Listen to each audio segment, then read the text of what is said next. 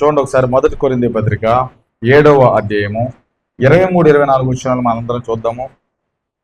23-24 వచనాల్లో, మీరు వెలపెట్టబడి కొనబడిన వారు గనక మనుషులకు దాసులు కాకుడి. సహోదరులారా, ప్రతి మనుషుడు ఏ స్థితిలో పిలువబడినో ఆ స్థితిలోనే దేవునితో సహవాసం కలిగి ఉండవలను. హల్లెలూయా.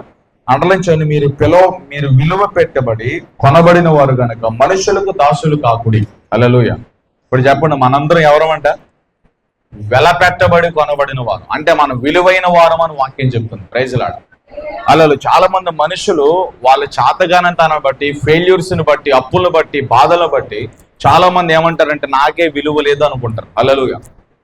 ఒక మనిషి విలువ మనిషి మీద ఆధారపడితే ఆ మనిషికి విలువ తెలియదు.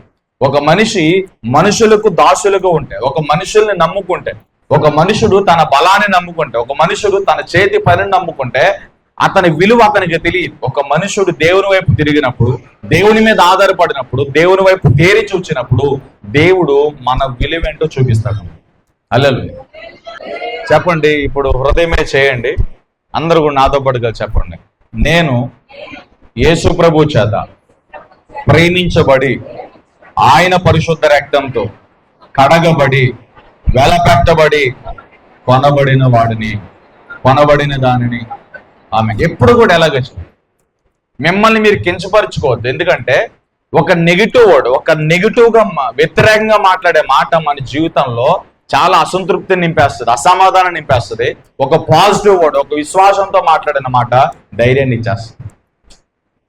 విశ్వాసంతో దేవుణ్ణి కలిగి ఒక పాజిటివ్ వేలో, ఒక మంచి వేలో మనం మాట్లాడినప్పుడు, విశ్వాసంతో మాట్లాడినప్పుడు మన వల్ల జరగలేని కార్యం కూడా దేవుడు జరిగిస్తాడు. హల్లెలూయా. నువ్వేం చెయ్యాలో ఉద్దేశించి తెలిసినప్పటికీ కూడా నా వల్ల ఏమీ కావట్లా, నా శక్తి చాలట్లా, నా సామర్థ్యం చాలట్లా అని ఎప్పుడైతే నిన్ను తక్కువ చేసుకుంటావో, నిన్ను కించపరుచుకుంటావు, ఎదుటి మనుషులతో పోల్చుకుంటావు, ఎదుటి వారి సామర్థ్యంతో నువ్వు పోల్చుకుంటావు, అప్పుడు ఆటోమేటిక్ నీ జీవితంలో హల్లెలూయా చాలా అసంతృప్తి, చాలా అనీజీగా ఫీల్ అవుతావు. ఏంటి నా బ్రతుకు, ఏంటి నా జీవితం. హల్లెలూయా. అలాగా ఈ రోజున మనందరితో కూడా దేవుడు మాట్లాడుతున్నాడు. అలా అనుకోవద్దు. మీరందరూ వెలపెట్టబడి కొనబడిన వారు. హల్లెలూయా. కొంతమందికి చదువు ఉంటుంది, కొంతమందికి చదువు ఉండదు. అయినా దేవుని దృష్టిలో ఇద్దరు సమానం. చదువు ఉన్నవాడైనా దేవుడు ప్రేమిస్తున్నాడు, చదువు లేనివాడిని కూడా దేవుడు ప్రేమిస్తున్నాడు. అన్యుని కూడా దేవుడు ప్రేమిస్తున్నాడు, విశ్వాసును కూడా దేవుడు ప్రేమిస్తున్నాడు. మంచివారి మీద, చెడ్డవారి మీద, అందరి మీద ఆయన వర్షమును కుమ్మరిస్తాడు. హల్లెలూయా. అంటే దేవునికి కులము, మతము, వర్గము, భాష, ప్రాంతము ఇటువంటి విభేదాలు ఏమీ లేవు. హల్లెలూయా. కాబట్టి మనందరం కూడా ఎవరు అంటే వెలపెట్టబడి యేసుక్రీస్తు రక్తము చేత కడగబడి కొనబడిన వారము. అంటే మనందరికి ఏముందంటే చెప్పండి, ఇప్పుడు విలువ ఉంది. హల్లెలూయా. విలువ ఉంది. ఇప్పుడు విలువైన వస్తువులను మనం ఏం చేస్తామంటే చాలా జాగ్రత్తగా కాపాడుకుంటాం. ఇప్పుడు చూడండి, ఒక 1,00,000 రూపాయలు పెట్టి ఫోన్ కొన్నాం అనుకో, ఎక్కడ పడితే అక్కడ కింద పెట్టాం. అదే ఒక 1,000 రూపాయల ఫోన్ కొన్నాం అనుకో, ఇలా విసురుతాం. అంతే కదా. ఎందుకని 1,000 రూపాయల ఫోన్ ఇలా విసిరావు, 1,00,000 రూపాయల ఫోను జాగ్రత్తగా పెట్టావంటే అది వెలపెట్టబడి ఎక్కువ రేటు పెట్టి కొనుక్కోను. హల్లెలూయా. మన జీవితంలో కొన్ని వస్తువులు కానీ, లేదా ఫర్ ఎగ్జాంపుల్ బంగారాన్ని విసురుతావా?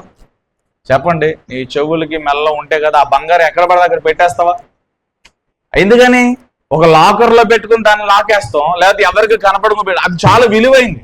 ఒక బంగారము విలువ కలిగింది, లేకపోతే ఒక వెలగలిగిన మంచి వస్తువు విలువైంది. అల్లలు వీటన్నిటికంటే మీరు విలువైన వారిని బైబిల్ చెప్తుంది. అల్లెలగా ఎందుకు విలువ వచ్చిందో నేను ఈ 2 మాటలు చెప్పి నా వాక్యం ముందుకెళ్తాను. యేసు ప్రభు రాకముందు మనుషులందరూ కూడా పాపం చేసి, ఏ భేదము లేదు, అందరూ పాపం చేసి దేవుడు అనుగ్రహించిన మహిమను పొందలేకున్నారు. దేవుడిచ్చిన మహిమను పోగొట్టుకున్నారు. దేవునితో ఉన్న సహవాసం పోయింది. ఏదైనా తోటలో ఆదాముతోనే పోయింది. హల్లెలూయా. మొదటి మనుషుడైన ఆదాము ద్వారా అవిధేయత కలిగి పాపము చేయబడి మనుషులందరి మీదకి మరణం సంక్రమించింది. హల్లెలూయా. ఇప్పుడు యేసు ప్రభు ఈ లోకానికి వచ్చి విలువ పోగొట్టుకున్న మనకు విలువ ఇవ్వడానికి తన రక్తాన్ని చిందించాడు అనమాట. చాలా మంది దీన్ని మత ప్రచారం అంటున్నారు. కాదు. హల్లెలూయా. విలువలేని మన బ్రతుకులకు విలువని ఇచ్చుటకు యేసు ప్రభు ఈ లోకానికి వచ్చి తన రక్తంను దారపోసాడు. యేసు ప్రభు తన రక్తముతో, తన ప్రాణముతో, శ్రమలతో, సిలువ యాగముతో యేసు ప్రభు నిన్ను నన్ను కొనుక్కున్నాడు. ఈ రక్షణ ఊరికే రాలా. యేసు రక్తం ద్వారా మనకి ఏమొచ్చింది? విలువ వచ్చింది. చెప్పండి, యేసు రక్తము ద్వారా నాకు విలువ వచ్చింది. ఇంకా మనం ఇలా బ్రతుకున్నామంటే దేవుడు ప్రతిదీ కూడా భూతత్వంలో పెట్టి చూస్తే ఇక్కడ నువ్వు నేను ఏ ఒక్కడు భూమి మీద నిలబడలేడు. హల్లెలూయా. దేవుడు కనుక తన త్రాసులోనికి తీసుకుని తూచా తప్పక ఖచ్చితంగా కొలిస్తే మనం అక్కడ నిలబడలేం. హల్లెలూయా. చెల్లెద్దాలి చెప్పండి, నిలబడలేమండి. కానీ దేవుడు ఎంత కృపిస్తున్నాడో చూడండి. విలువలేని మనకు విలువనిచ్చుటకు యేసు ప్రభు ఈ లోకానికి వచ్చి తన రక్తంలో దారపోసాడు. ఇప్పుడు మనందరం కూడా ఎవరు అంటే యేసు క్రీస్తు రక్తంతో కడగబడి విలువైన వారముగా మార్చబడ్డాం. హల్లెలూయా. యేసు ప్రభు దగ్గరికి రాకముందు, యేసు రక్తంలో కడగబడక ముందు మనకు విలువ లేదు. యేసు ప్రభు దగ్గరకు వచ్చి ఆయన రక్తంలో కడగబడిన తర్వాత మనకి విలువ వచ్చింది. ఈ విలువను మనం తెలుసుకోవాలి. ఎలా పడితే అలా వ్యర్థంగా మాట్లాడడానికి, ఎక్కడ పడితే అక్కడ కూర్చోవడానికి, నోటుకు వచ్చినట్టుగా మాట్లాడడానికి, కంటికి కనబడిందల్లా చూడడానికి, అన్నిందల్లా తినడానికి వీల్లేదు. నీవు వెలపెట్టబడి కొనబడి ఉన్నావు. హల్లెలూయా. నీవు విలువైన పాత్రవు, నువ్వు విలువైన సొత్తువి, నువ్వు దేవుని ఆలయానివి, నువ్వు దేవుని నివాస స్థలము. దేవుడు నివసించటకు నిన్ను నీ గ్రామములో, నీ వాడిగట్టులో నిన్నును, నీ ఇంటిని, నీ కుటుంబాన్ని దేవుడు ఏర్పరచుకున్నాడు. ఇది ఎరుగు ఉండాలి మనం. ఇది మన బాధ్యత. దేవుడు మనల్ని ప్రేమిస్తున్నాడు. ఇంట్రడక్షన్ వినాలి. ఇది చెప్పిన తర్వాత ఇంకా కొన్ని విషయాలు చెప్తా. హల్లెలూయా. నువ్వేంటో, నీ విలువేంటో నువ్వు తెలుసుకోవాలి. తెలుసుకోకపోతే మనల్ని పిచ్చోళ్ళు అంటారు. యేసు ప్రభువుని ఎందుకు నమ్ముకున్నావంటే ఆయన తన రక్తంతో నన్ను కొన్నాడు. నేను నా సొత్తును కాదు, నేను ఆయన సొత్తు. ఈ భూమి మీద బ్రతికినంత కాలం ఆయన చిత్తము చేయడానికి, ఆయన ఉద్దేశించినది నా జీవితంలో జరగడానికి నేను కంప్లీట్ గా సమర్పించుకున్నా, నేను ఆయన అధికారానికి అప్పగించుకున్నాను అనే తీర్మానంతో మనం బ్రతకాలి. చాలా మంది జీవితాలు ఇది ఉండట్లా. దేవునికి పూర్తి హక్కుని ఇవ్వాలండి, పూర్తి స్వతంత్రాన్ని ఇవ్వాలి. దేవుడు తన ప్రాణాన్ని మన కోసం పెట్టి తన రక్తంతో నిన్ను నన్ను కొని కడిగి ప్రత్యేకపరిచాడు. అటువంటి దేవునికి పూర్తి హక్కు ఇవ్వాలి. ప్రభా నేను నథింగ్ ప్రభా, నువ్వు చెప్పిందే నేను చేస్తానని దేవునికి పూర్తి హక్కు ఇవ్వాలన్నమాట. అలా దేవుని మీద మనం ఎప్పుడైతే అలా డిపెండ్ అవుతామో, ఆధారపడతామో, ఆనుకుంటామో అప్పుడు దేవుడు మనల్ని సరళాకృతలో నడిపిస్తాడు అన్నమాట. హల్లెలూయా. ఈ అనుభవానికి మనం రావాలి. ఎందుకు వెలపెట్టబడి కొనబడి ఉన్నామంటే నీవు నేను పుట్టుటకు కారణం దేవుడేనండి. హల్లెలూయా. ఈ భూమి మీద మనల్ని పుట్టించింది దేవుడే. వినాలా? నేను తల్లిదండ్రుల కలయిక ద్వారా పుట్టానంటే కుదరదు. అలా చాలా మంది కలయికలు ఉన్నవారు ఉన్నారు, కానీ చాలా మంది దాంపత్య జీవితంలో పిల్లలు లేరు. వివాహాలు జరిగిన తర్వాత పిల్లలు లేని వారు చాలా మంది ఉన్నారు. కానీ దేవుడు మనల్ని పుట్టించాడు. నేను నా తల్లిదండ్రులకు నేను పుట్టా, నీ తల్లిదండ్రులు నువ్వు పుట్టావు. ఎవరు కడుపుని ఎవరు పుట్టాలో దేవుడే నిర్ణయిస్తాడు. హల్లెలూయా. చేయలేదు తెలియజెప్పండి. చూడండి, నా రిఫరెన్స్ ఎక్కడ ఉండి చూడండి. 119వ కీర్తన, 139వ కీర్తన 14వ వచనం. 139వ కీర్తన 14వ వచనం. నీవు నన్ను కలగజేసిన విధానము చూడగా భయమును ఆశ్చర్యమును నాకు కలుగుతున్నది వచ్చింది. అలా 119వ కీర్తన 73వ వచనం చూడండి ఒకసారి పెట్టే. హల్లెలూయా. చూడండి, 119వ కీర్తన 73వ వచనం చదవండి. నీ చేతులు నన్ను నిర్మించి నాకు రూపమును ఏర్పరిచింది. హల్లెలూయా. ఎవరంటే ఇప్పుడు మనల్ని కలగజేసింది చెప్పండి. ఇందాక 139వ కీర్తన 14, నీవు నన్ను కలగజేసిన విధానం చూడగా నాకు ఆశ్చర్యము కలిగిన అన్నాడు. హల్లెలూయా. ఇప్పుడు 119వ కీర్తన 73వ వచనం నేను చదువుతున్నా. మన దేవుని చేతులు మనకు రూపమును కలగజేసినాయి. హల్లెలూయా. చూడండి, దేవుని సంకల్పం చూడండి. దేవుడు మనల్ని పుట్టించాడు. పుట్టించిన తర్వాత మనిషి అవిధేయత ద్వారా పాపములోనికి వెళ్ళి పాపములో జీవించి మరణమును కోస్తూ ఉన్నాడు. మరణం అనే ఫలాన్ని కోస్తూ ఉన్నాడు. విలువ లేకుండా భ్రష్టత్వంలో జీవిస్తూ ఉన్నారు. హల్లెలూయా. Praise the Lord. విలువ లేక భ్రష్టత్వంలో జీవిస్తున్న మన జీవితంలోనికి యేసు ప్రభు ఈ లోకానికి వచ్చాడు. హల్లెలూయా. యేసు ప్రభు ఈ లోకానికి వచ్చి ఏం చేశాడంటే తన రక్తమును చిందించి తన ప్రాణమును పెట్టి నిన్ను నన్ను కొన్నాడు. ఎవరితో అయినా చెప్పండి, యేసు ప్రభు 3 మేకులు పీక్కోలేదు. యేసు ప్రభు ఎందుకు వచ్చాడు, యేసు ప్రభు వల్ల ఒరిగిందేంటి, యేసు ప్రభుని ఎందుకు నమ్మాలి అని ఎవడైనా అడిగితే నువ్వు రొమ్ము చాచి బల్ల గుద్ది ధైర్యంగా రోషంగా చెప్పాల్సిన మాట తెలుసా? యేసు ప్రభు నిన్ను నన్ను తన రక్తంతో కొన్నాడని చెప్పాలి. నమ్మితే నమ్ముతాడు, నమ్మకపోతే పోతాడు. మనం ఏం చేయలేం. యేసు ప్రభు నమ్మిన వారికి సువార్త చెప్పమన్నాడు, నమ్మని వారికి శిక్ష విధిస్తాడు దేవుడు. అంతే. హల్లెలూయా. మీరు ఏ పట్టణంలోకైతే వెళ్తారో ఆ పట్టణంలో నన్ను గురించి మీరు చెప్పండి. ఎవరైతే నా పేరట మిమ్మల్ని చేర్చుకుంటారో చేర్చుకున్న వాళ్ళు మిమ్మల్ని కదా నన్ను చేర్చుకున్నట్టే అన్నాడు దేవుడు. హల్లెలూయా. ఒకవేళ ఆ పట్టణంలో మిమ్మల్ని చేర్చుకోకపోతే ఆ పట్టణంలో మీ పాద దులిపొచ్చండి, అంత్యదినము నేను జ్ఞాపకం చేసుకుంటాను, ఆ పట్టణము సొదొమ గొమొర్రా కంటే దారుణంగా ఉంటుందని చెప్పాడు దేవుడు. హల్లెలూయా. చెప్పండి ఎవరికైనా సరే, యేసు ప్రభు వల్ల ఏం వరకిద్దండి? నాకు యేసు ప్రభు నమ్ముకుంటే నాకేమొస్తుందంటే, విలువ లేని మన బ్రతుకులకు విలువ ఇచ్చుటకు యేసు ప్రభు తన రక్తం అంతటిని దారబోసాడు. హల్లెలూయా. 3 మేకులు పీక్కోలేనడని ఇంకెవరిని అన్నారు. అప్పుడు చెప్పాలి, ఏమంటే మీ ఇంట్లో తండ్రి ఉంటాడు కదా, ఎంతమందికి ఉన్నారు తండ్రులు? అందరికీ తండ్రులు ఉన్నారు. చేతులు ఎత్తవసల అందరికీ తండ్రులు ఉన్నారు. హల్లెలూయా. ఈ తండ్రి ఏం చేస్తారు తెలుసా? తన భార్యని, తన బిడ్డలను, తన కుటుంబం అంతటిని, తన మీద ఉన్న బాధ్యత అంతటి నెరవేర్చడానికి పొద్దు నుంచి సాయంత్రం దాకా రెక్కలు మొక్కలు చేసుకున్నాడు. చెమటపడి పని చేస్తాడు, కష్టపడి పని చేస్తాడు. ఇంటి యజమానుడు తండ్రి అనగా మోసేవాడు, భర్త అనగా భరించేవాడు. ఆ తండ్రి, ఆ యజమానుడు, ఆ మొగదికి ఏం చేస్తాడంటే కుటుంబం అంతటిని మోస్తాడు. హల్లెలూయా.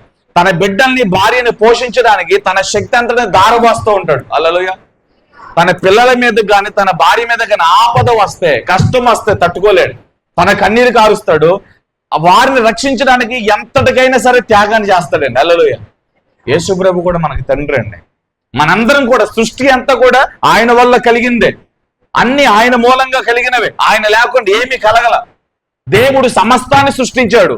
దారుణం ఏంటంటే సృష్టి అంతా కూడా దేవుని మాట వింటూ ఉంది, కానీ ఇదే సృష్టిలో ఒక భాగమైన మనుషుడు, దేవుని చేత నిర్మించబడిన మనుషుడు మాత్రమే దేవుని మాట వింటాడు. హల్లెలూయా. చేయలేదల్లి చెప్పండి.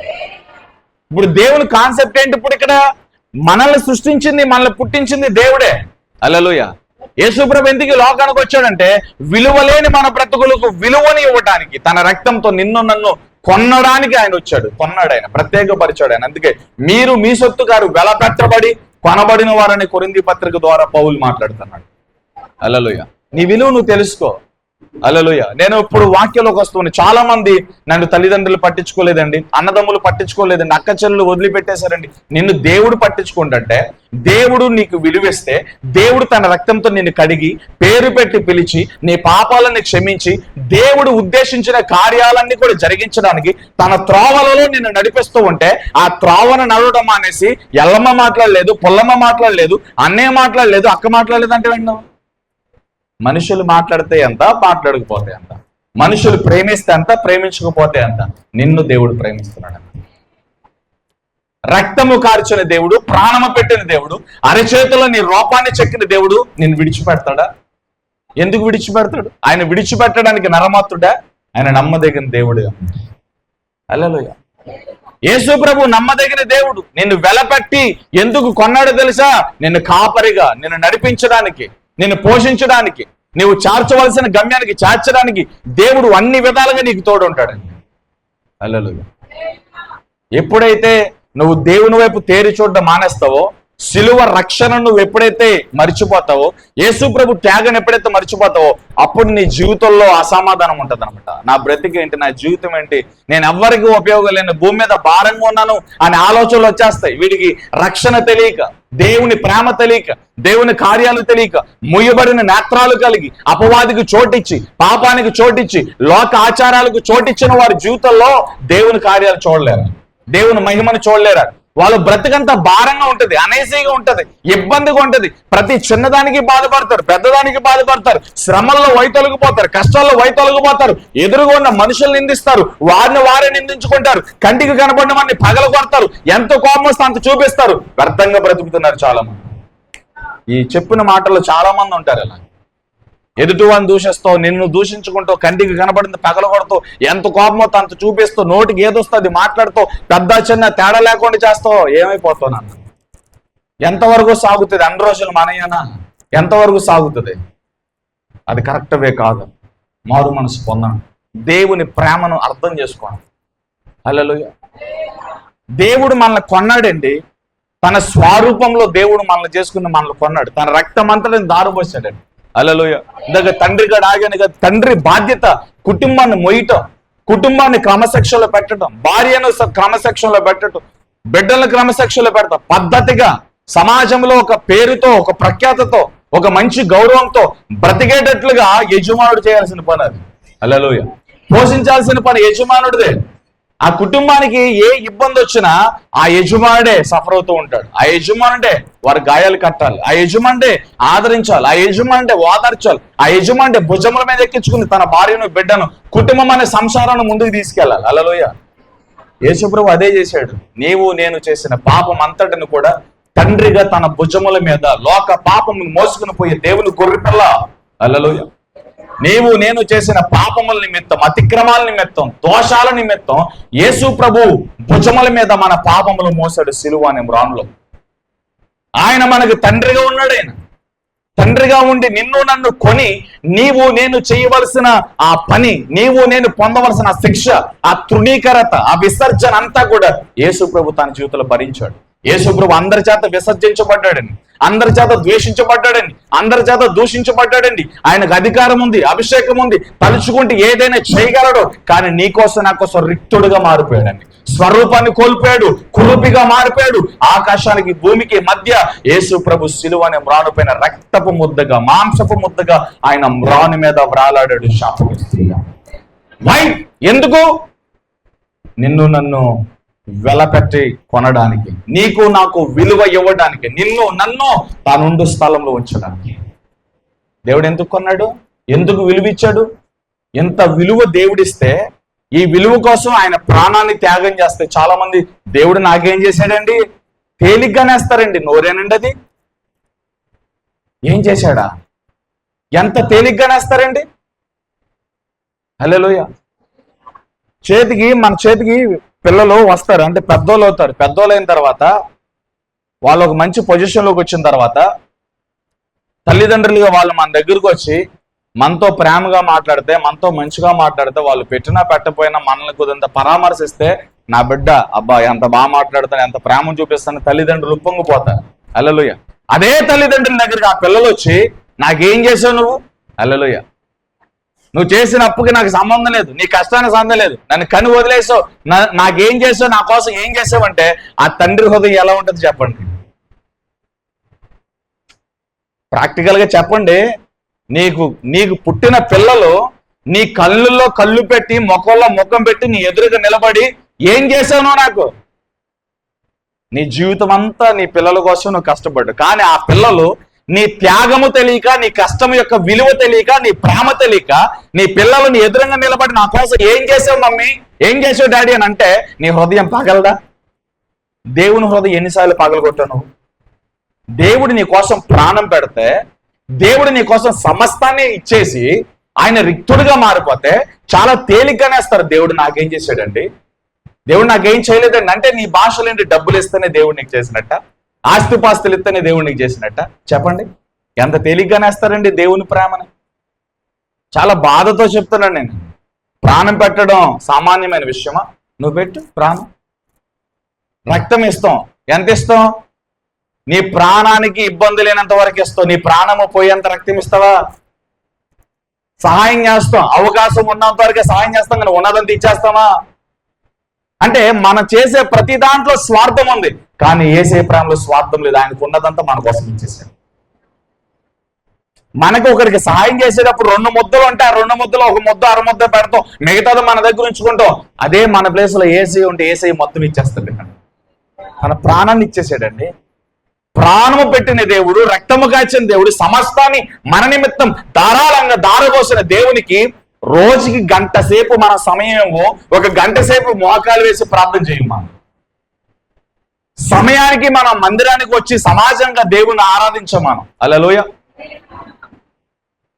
ఎంత నిర్లక్ష్యత దేవుణ్ణి ప్రేమించే విషయంలో, ఎంత నిర్లక్ష్యత దేవుని సేవించే విషయంలో, ఎంత నిర్లక్ష్యత. 1 గంట వాక్యము వింటే ఆటోమేటిక్ గా వెనక గడియారం వైపు తిరిగేస్తాయి తలకాయలు, లేదా వాచ్ వైపు తిరిగేస్తాయి తలకాయలు. కొంతమంది ఫోన్లు ఉంటే ఫోన్లలో ఇలా బటన్ నొక్కి టైం చూసుకుంటారు. హల్లెలూయా. దేవుడు కూడా షరతులతో మనల్ని ప్రేమిస్తే మనం ఏమవుతాం ఆలోచించాలి. యేసు ప్రభు అనే దేవుడు రక్షకుడుగా, సేవ్యర్గా నీకోసం నాకోసం ఈ లోకానికి రాకపోతే, సిలువ ఎక్కకపోతే, మన పాపాలు మోయకపోతే మన బ్రతుకుల సంగతి ఏంటి? ఏమైపోతాం మనం చెప్పండి. హల్లెలూయా. చూడండి ఒకసారి 1 యోహాను పత్రిక 4వ అధ్యాయం 10వ వచనం. మొదటి యోహాను పత్రిక 4:10 త్వరగా.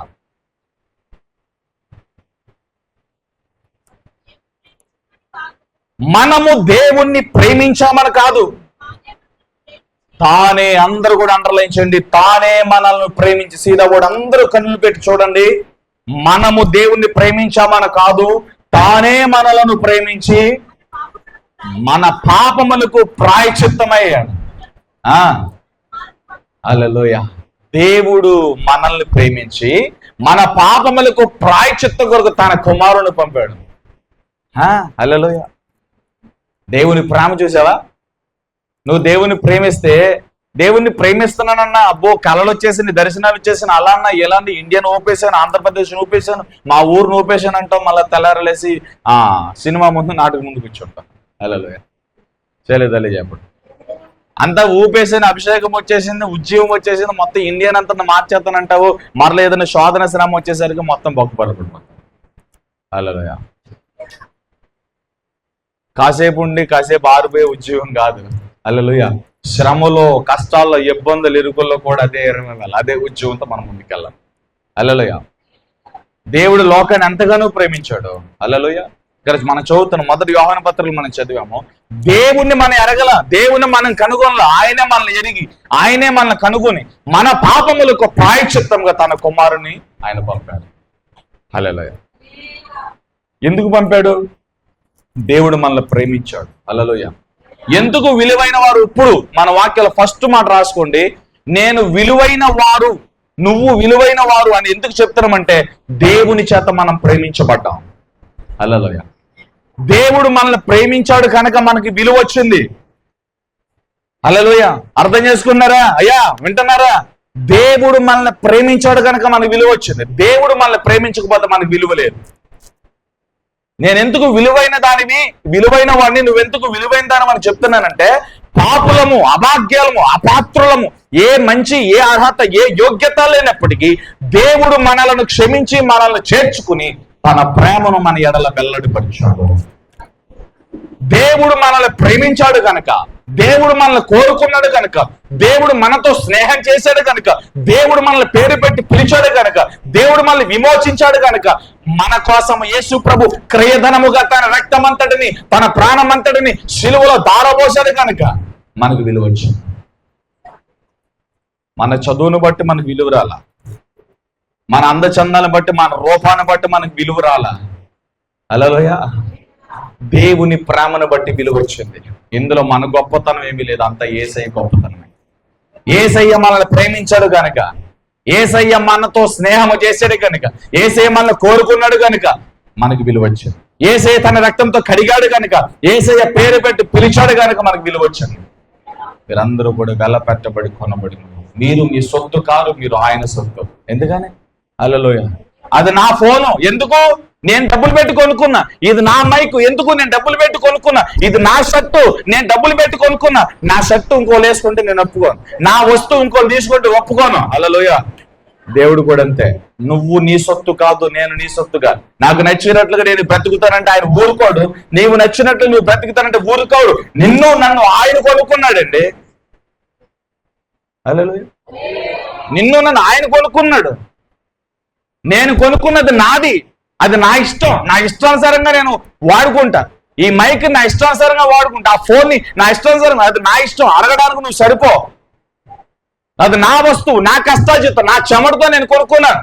యేసు ప్రభు మనల్ని తన రక్తంతో కొనుక్కున్నా. నువ్వు నీ ఇష్టంగా బ్రతుకుతానంటే దేవుడు ఉపేక్షించడు, దేవుడు ఊరుకోడు. నువ్వు దేవుని కోసం బ్రతకాలంతే.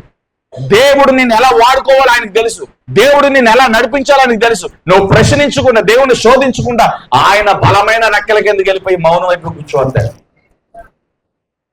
దేవుడే నీ ప్రాణములకు సమాధానం, దేవుడే మన పాపాలకు శాంతి. హల్లెలూయా. నేను డబ్బులు పెట్టి కొనుక్కున్నా కాబట్టి, నా వస్తువు కాబట్టి నా ఇష్టం. ఇదే ఫార్ములా నీ జీవితంలో యేసయ్యతో ఆపాదిస్తే, యేసయ్య తన రక్తంతో మనల్ని కొన్నాడు కాబట్టి మనం ఆయన సొత్తు, మనం ఆయన వారు. ఆయన ఏది చెప్తే అది చెయ్యాలంతే. ఆయనకి ఇష్టం లేని పని చేస్తే ఏమవుతుంది? ఆయనకు నచ్చని పని చేస్తే ఏమవుతుంది? ఫోన్ నేను నొక్కింది వెళ్ళకుండా ఇంకోటి ఒక నేలకేసి కొడుతుందండి. చిరాకు వచ్చి, కోపం వచ్చి, ఒకటి నొక్కితే ఒకటి వెళ్ళిపోతుంది ఏంటారు బాబు, ఎలా నొక్కితే అలా వెళ్ళిపోతుంది. హల్లెలూయా. ఈ మైక్ పనిచేయలేదు అనుకో, నేను బ్యాటరీలు వేసినా కరెంట్ ఛార్జింగ్ పెట్టినా ఈ మైక్ పనిచేయలేదు అనుకో, అవతల పాడేస్తా నేను. పని చేయని కాడికి ఎందుకు ఇది? హల్లెలూయా చెప్పండి.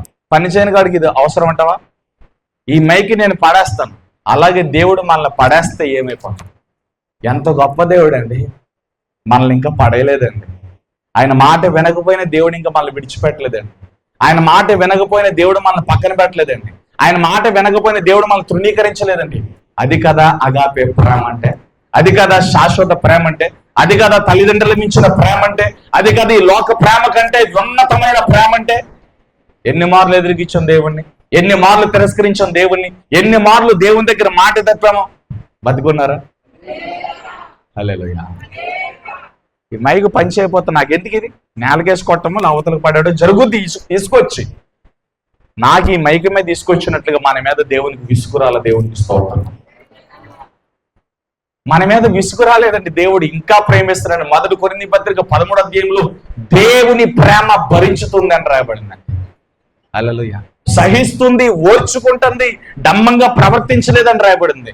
ఎక్కడ ఉప్పొంగలేదని రాయబడింది. ఎక్కడ తీర్పు తెచ్చలేదని ఆయన ప్రేమ. ఎంత సహిస్తూ ఉన్నాడండి దేవుడు మనల్ని. హల్లెలూయా.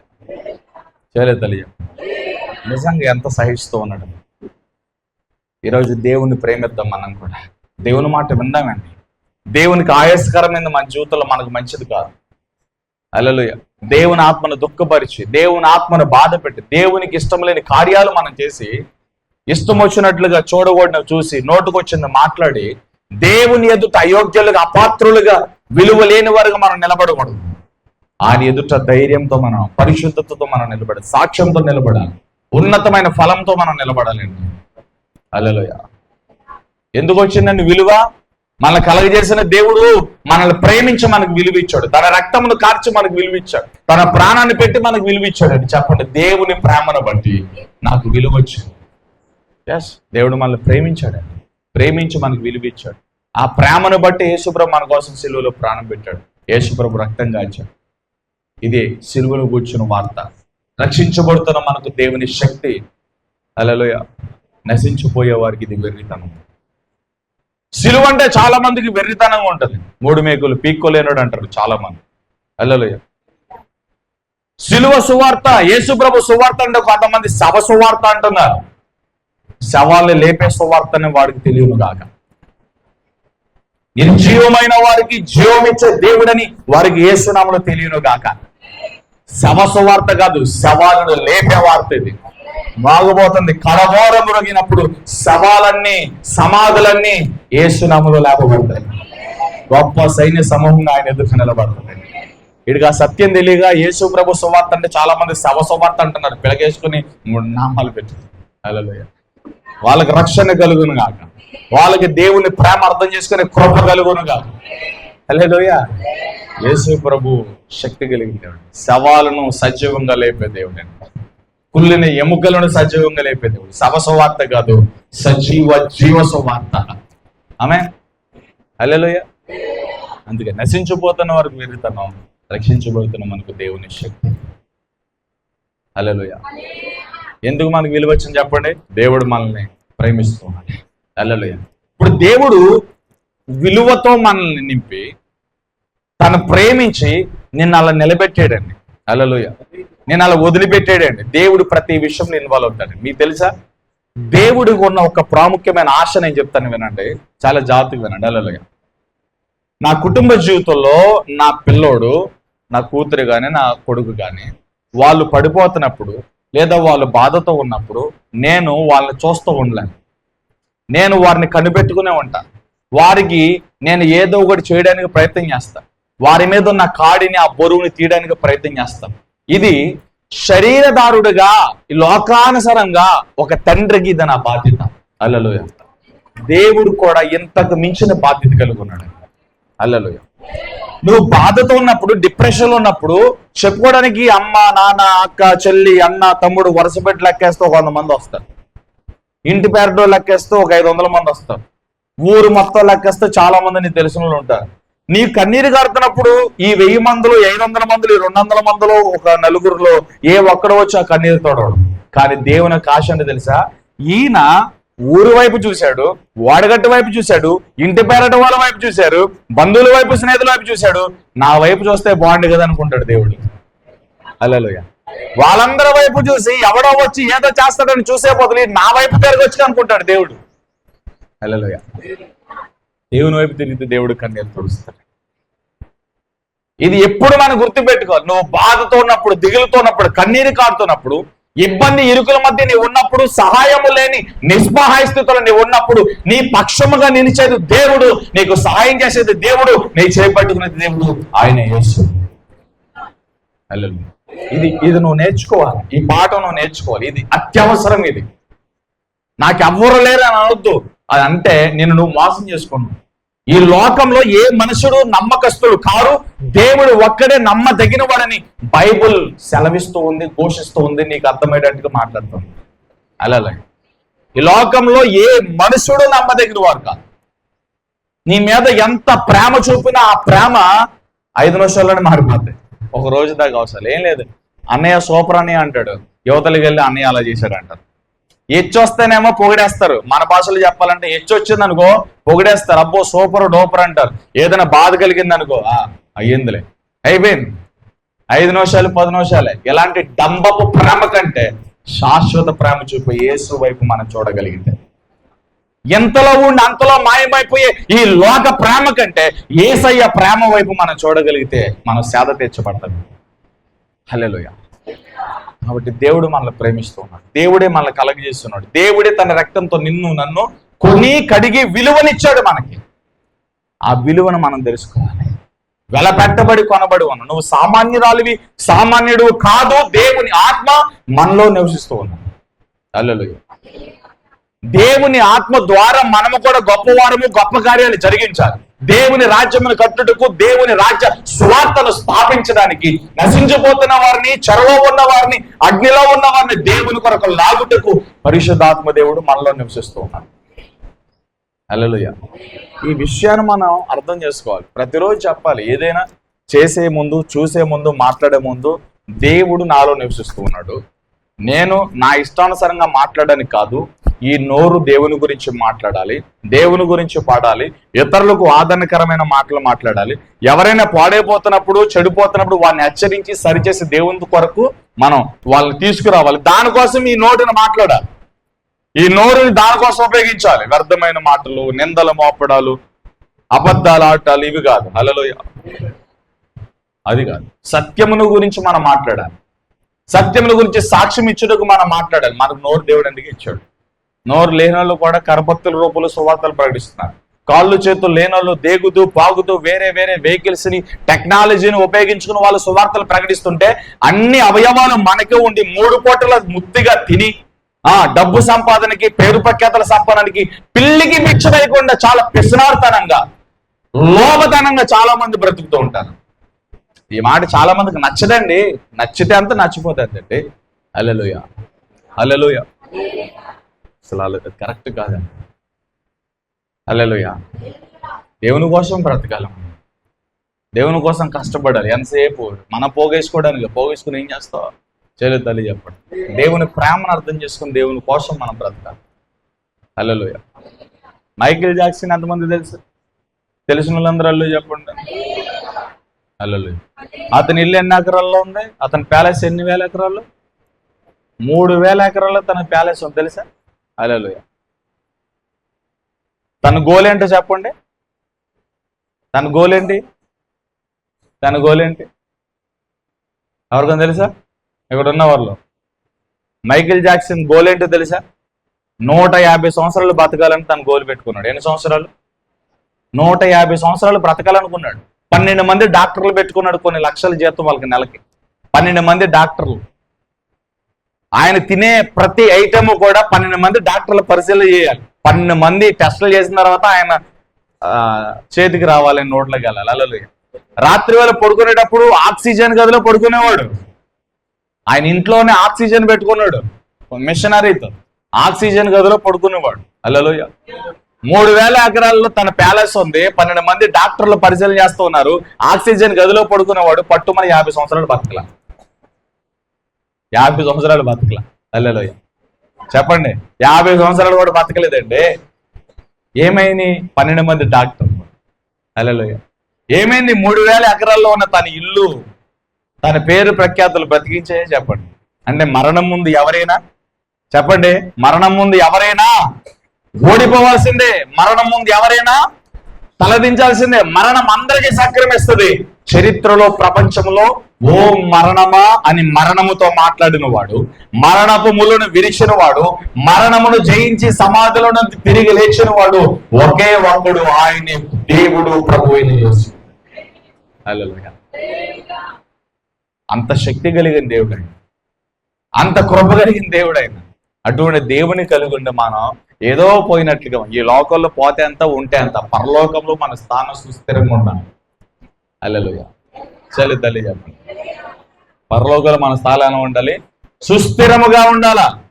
ఈ లోకంలో ఎన్ని కట్టుకున్నా, ఏది కట్టుకుని, ఏది చేసుకున్నా, పరలోకంలో మాత్రం అది లేకపోతే మనకి ఏంటో ఉపయోగం? చెప్పండి. హల్లెలూయా. పరలోకంలో ఏదన్నా లేకపోతే మనకు ఏంటో ఉపయోగం? చెప్పండి. ఈ లోకాలు అన్నీ ఉన్నాయి, కానీ పరలోకంలో చోటు లేదనుకో, పరలోకంలో స్థలం లేదనుకో, జీవ గ్రంథాలు నీ పేరు లేదనుకో, ఏంటో ఉపయోగం? చెప్పండి. ఏమందా ఉపయోగం? ఉందా? చెప్పండి. హల్లెలూయా. Praise Lord. కాబట్టి దేవుని రాజ్యంలో మన స్థలాన్ని సంపాదించుకోవాలి, స్థానాన్ని సంపాదించుకోవాలి. దేవుని జీవ గ్రంథంలో మన పేరు ఉండాలి. హల్లెలూయా. Praise Lord. చెప్పండి. కాబట్టి దేవుడు మనల్ని ప్రేమిస్తూ వచ్చాడు కనుక మనం విలువైన వారు. దేవుని ప్రేమను బట్టి, తన సిలువ రక్తాన్ని బట్టి మన ఎవరు అంటే విలువైన వారు. హల్లెలూయా. హల్లెలూయా. చెప్పండి. చేతులెత్తాలి. చెప్పండి. ఎవరు చెప్పండి? నేను విలువైన వాడిని, విలువైన దానిని. ఎందుకని? యేసు రక్తము చేత నేను కొనబడ్డాను కనుక, యేసు ప్రభు ప్రేమ చేత, తాళమి చేత నన్ను ముందుకు నడిపిస్తున్నాడు కనుక, ఆయన తన రెక్కలతో నన్ను మోస్తూ ఉన్నాడు కనుక నేను విలువైన దాన్ని. హల్లెలూయా. చెప్పండి. హల్లెలూయా. ద్వితీయోపదేశకాండం 1వ అధ్యాయం 31వ వచనంలో తండ్రి తన కుమారుణ్ణి ఎత్తుకున్నట్లుగా నేను నిన్ను ఎత్తుకుంటానని దేవుడు చెప్తున్నాడండి. నీ మార్గములన్నిటిలో, నీ యుద్ధములన్నిటిలో, నీ పనులన్నిటిలో తండ్రి తన కుమారుని ఎత్తుకున్నట్లుగా దేవుడు మనల్ని ఎత్తుకున్నాడు. చదవండి. ద్వితీయోపదేశకాండము 1వ అధ్యాయం 31వ వచనం. ఐగుప్తులోను అరణ్యములోను నీ కొరకు చేసినట్లు మీ పక్షముగా యుద్ధము చేయుదును. అమ్మా, మీరు ఈ చోటు చేరు వరకు, మీరు వచ్చిన మార్గం అంతటిలో మనుష్యుడు తన కుమారుని ఎత్తుకున్నట్లు మీ దేవుడైన యెహోవా మిమ్మల్ని ఎత్తుకొను. హల్లెలూయా. దేవుడు మనల్ని ఎత్తుకుంటున్నాడు, అందుకే విలువైన దాని. ఒకటి, దేవుడు మనల్ని ప్రేమిస్తున్నాడు కనుక విలువైన వారం. దేవుడు మనల్ని ఎత్తుకుంటున్నాడు కనుక విలువైన వారం. హల్లెలూయా. లోకంలో చాలా మంది సెలబ్రిటీస్, చాలా మంది ఉరికి తర్వాత ఎత్తైన స్థలాలను దూకి పాయిజన్ తీసుకుని అర్ధాంతరంగా వారి జీవితాలు ముగించేసుకుంటున్నారు. ఎందుకంటే జీవితం మీద వాళ్ళకి ఒక అవగాహన లేక, ఈ జీవితం ఎంత విలువైందో వారికి తెలియక, నిరీక్షణ లేక చాలా మంది జీవితాలు ముగించేసుకుంటున్నారు. హల్లెలూయా. హల్లెలూయా. కానీ మనకు ఒక నిరీక్షణ ఉంది. ఏంటా నిరీక్షణ? ఏంటా నిరీక్షణ? నడవలేని స్థితిలో ఉన్నప్పుడు దేవుడు మనల్ని మోస్తాడండి. తండ్రి తన కుమారుని ఎత్తుకున్నట్లుగా దేవుడు మనల్ని ఎత్తుకుంటాడండి. హల్లెలూయా. ఇదే నిరీక్షణ మనకి. ఈ నిరీక్షణే శ్రమలో ఉన్నప్పుడు, కష్టాల్లో ఉన్నప్పుడు, అప్పుల్లో ఉన్నప్పుడు, అనారోగ్యంలో ఉన్నప్పుడు, నీ జీవితంలో ఏ సంకటములు ఉన్నాయో ఆ సంకటములన్నిటిలోనికి దేవుణ్ణి పిలవగలిగితే, హల్లెలూయా, దేవుడు నేను ఎత్తుకుంటాడు. దేవుడు నేను ఎత్తుకుంటాడు. ఇక్కడ ఎంతమందికి పిల్లలు ఉన్నారు? చేతులు ఎత్తండి. ఎంతమందికి పిల్లలు ఉన్నారు? చేతులు ఎత్తండి. హల్లెలూయా. 5 సంవత్సరాల లోపులో పిల్లలు ఉన్న వాళ్ళందరూ చేతులు. 5-6 సంవత్సరాల వయసులో పిల్లలు ఎవరికైతే ఉన్నారో వాళ్ళు చేతులు ఎత్తారు. ఒకటి, చేతులు లేవా? అరుగుపోయినాయా? లేవట్లేదా? హల్లెలూయా. 5-6 సంవత్సరాల లోపల ఉన్న పిల్లలు ఎత్తండి. 1, 2, 3, 4, 5. హల్లెలూయా. నీ పిల్లలు రోడ్డు మీద నడుతున్నప్పుడు కాలు కాలిపోతున్నావు, వెళ్ళి ఏం చేస్తావు? పరిగెత్తుకుంటే వెళ్ళి ఏం చేస్తావు? నువ్వు గట్టిగా చెప్పు. పరిగెత్తుకుంటే ఏం చేస్తావు? ఎత్తేసుకుంటాం. హల్లెలూయా. వాళ్ళు నడుస్తూ పడిపోతుంటే, అరే నా బిడ్డ పడిపోయిందని పరిగెత్తుకుంటే చేతిలో వంటన్నా, విలువైన ఉన్నా, ఇంకోటన్నా వాటన్నిటిని ఉన్న ఫలంగా వదిలేసి పడిపోయిన నీ పిల్లల దగ్గర పరిగెడతావు లేదా? దేవుడు కూడా అంతే. పరలోకంలో ఆయన ఎంతో ఉన్నతమైన మహిమాన్వితమైన సింహాసనం మీద కూర్చున్నా ఆయన కనుదృష్టి మన మీదే ఉంది. నువ్వు కార్చే కన్నీరి మీదే ఉంది. నువ్వు పెట్టే మొర్ర మీదే ఉంది, నువ్వు చేసే ప్రార్థన మీద ఉంది. ఆయన చెవి అంతా కూడా నీ మాటలు వింటానే ఉన్నాయి. ఆయన కన్ను దృష్టి నీ బాధలు చూస్తూ ఉన్నాయి, నీ కన్నీరు చూస్తూ ఉంది, నీ వ్యధలు చూస్తూ ఉంది, నీ అవమానాలు చూస్తూ ఉంది. ఆయన దృష్టి నీ మీదే నిలిపాడు. వాహ్, ఎంత ప్రేమ! హల్లెలూయా. చేయలేదలి చెప్పండి. ఆయన దృష్టి నీ మీద నిలిపాడండి. నీ పిల్లలు ఏడుస్తున్నప్పుడు పరిగెత్తుకుంటూ వెళ్ళిపోయి ఎత్తేసుకుంటాం. దేవునికి అవకాశం ఇస్తే, దేవుని పిల్లలుగా మనం బ్రతికితే, దేవుణ్ణి తండ్రిగా మనం కలిగి ఉంటే ఆయన కూడా వచ్చి నేను అలెత్తుకుంటాను. ఇదిగో మీతో యుద్ధం చేసేవారితో నేను యుద్ధం చేస్తాను, మరలా నిన్ను ఈ భూమి మీదకి నేను చెప్పిన స్థలం నడిపించేంత వరకు కూడా నేను మీకు తోడై ఉంటాను. ఒకరిని తల్లి ఒకరిని ఆదరించినట్లుగా నేను మిమ్మల్ని ఆదరిస్తాను. హల్లెలూయా. చేయలేదు తల్లి. ఎంత ప్రేమ కలిగిన దేవుడు, ఎంత కృప కలిగిన దేవుడు. ఎలాంటి ప్రసంగాలు ఎన్ని చెబితే ఆయన ప్రేమను వర్ణించగలుగుతాం. ఎన్ని ఉన్నతమైన మాటలను జత చేసి పాట కట్టి రాగాల రూపంలో పాడిన ఆయన ప్రేమను వర్ణించగలుగుతాం. ఎన్ని కవితలు రాసిన ఆయన పాటలని వివరించగలుగుతాం. అలా ఆయన ప్రేమ వర్ణాతీతము, వివరించుటకు సాధ్యం కాదు. అంత ఉన్నతమైన ప్రేమ కలిగిన దేవుడిని మనం కలిగి ఉన్నాం. అందుకే విలువైన వారు. హల్లెలూయా. 5-6 సంవత్సరాల లోపల పిల్లలు ఉన్నారు, పరిగెత్తుకుంటూ చంకన పెట్టేసుకుంటాం, వెంటనే కళ్ళు తుడిచేస్తావు, వెంటనే గుండె కట్టేసుకుంటావు, ఏడవమక్కమ్మని ఆదరిస్తావు. నీ బిడ్డను ఎలా ఎత్తుకుని వారి కన్నీటిని తుడిచి ముద్దు పెట్టుకుని నీ గుండె కత్తుకుంటావో, యేసయ్య కూడా సిలువలో నీ కోసం ఇదే చేశాడు.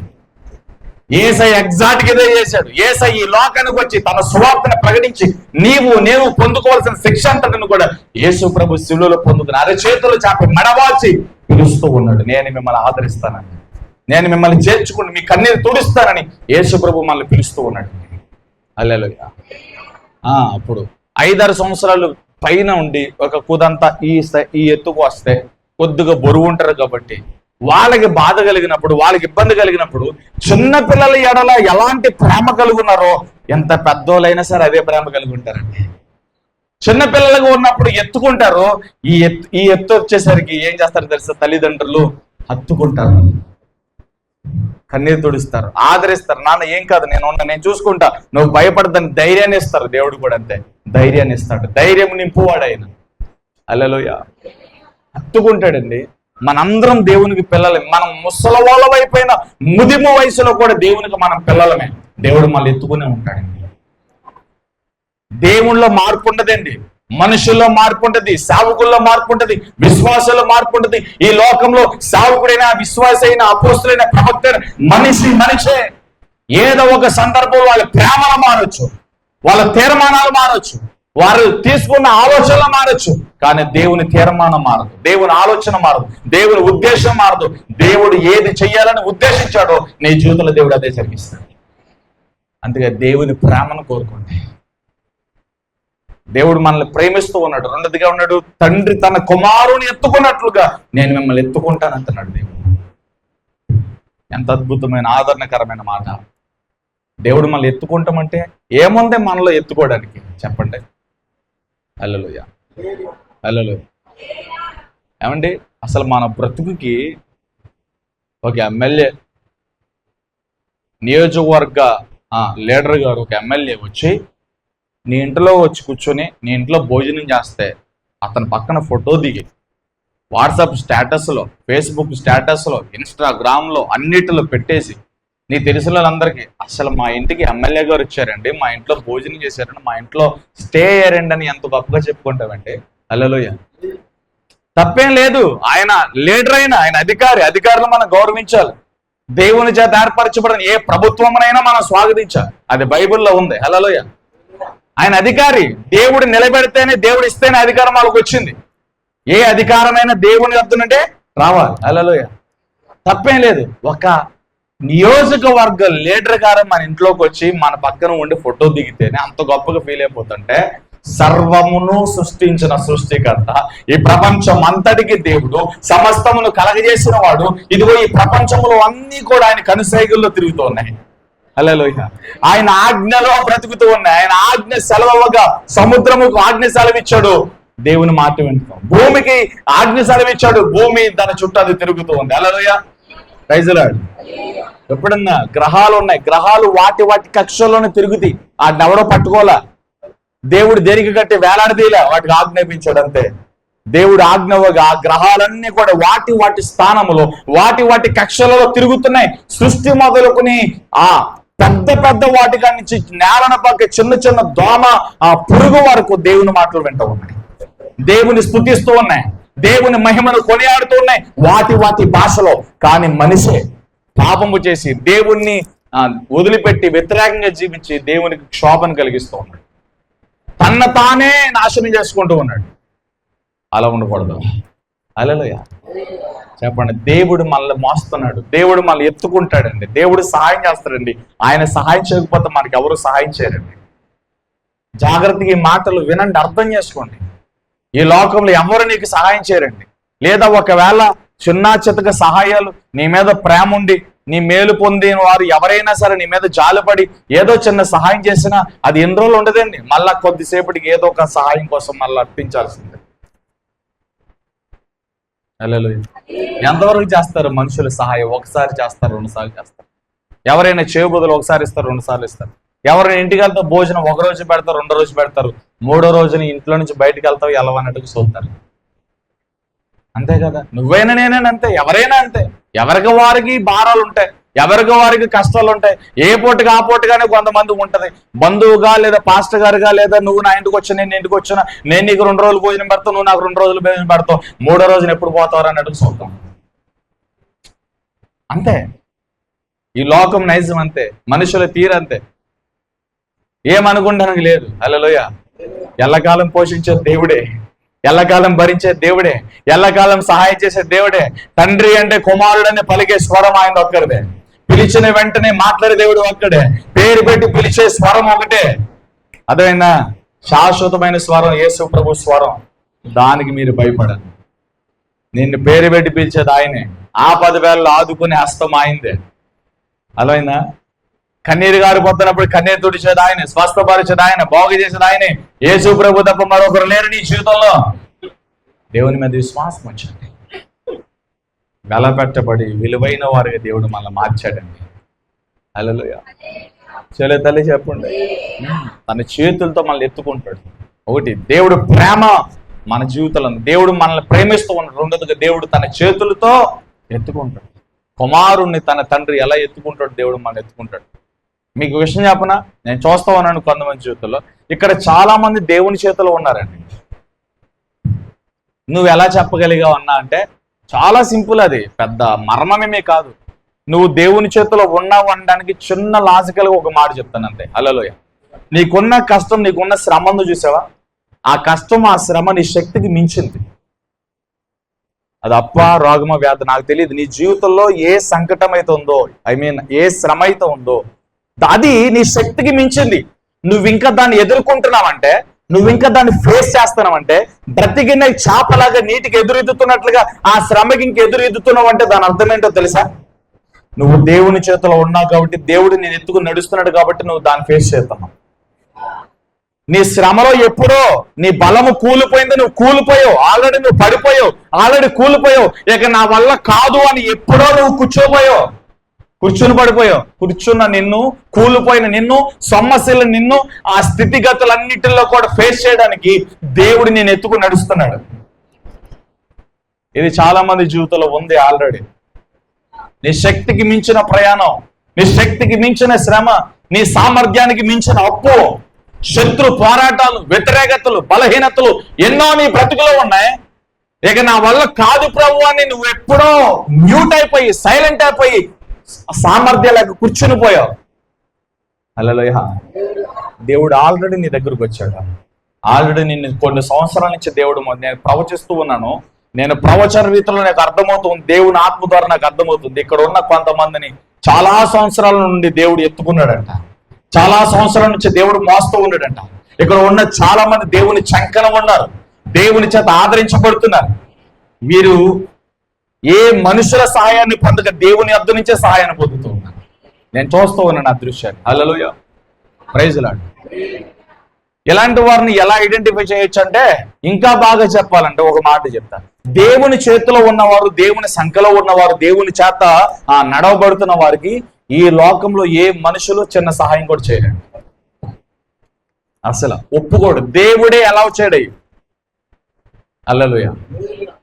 దేవుడు మనుషుల ద్వారా ఏ చిన్న చిన్న సహాయాలు రానవుడో దేవుడే ఉన్నతమైన బహుమానం, ఉన్నతమైన సహాయం చేస్తాడు.